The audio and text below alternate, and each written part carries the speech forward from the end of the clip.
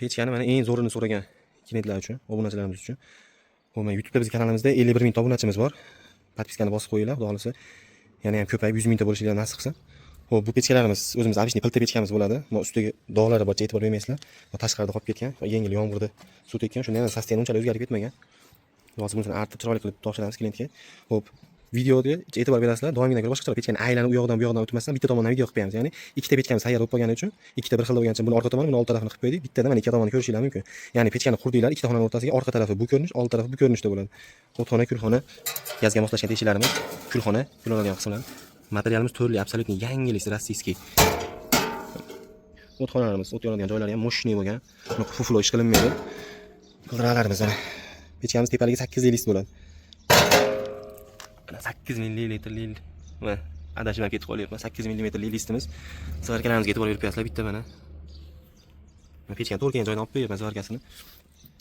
Xo'p, mana bu orqa taraf duxovka tomonimiz. Endi pechkamizni ko'p klientlarimiz biladi, ba'zilari bilmaydi. Xo'p, pechkamizning narxi 1 million 600 ming so'm kelishadigan joy bor ozgina.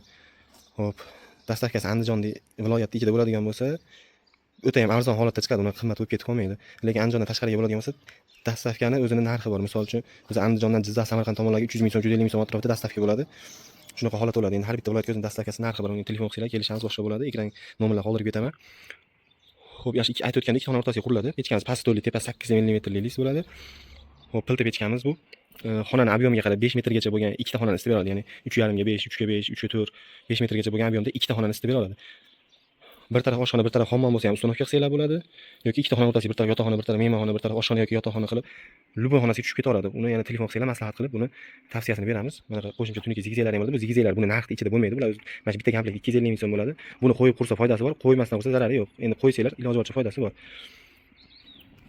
Xo'p, bizning manzilimiz Andijon viloyati Xo'jaobod tumanida.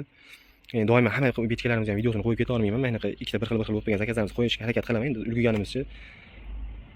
Xo'p, ishimizni sifati yoqayotgan bo'lsa, like bosinglar, obuna bo'lib qo'yinglar, kommentariyada qanaqadir maslahat, fikrlar bo'ladigan bo'lsa yozsanglar, xudo xolasa javob berishga harakat qilamiz.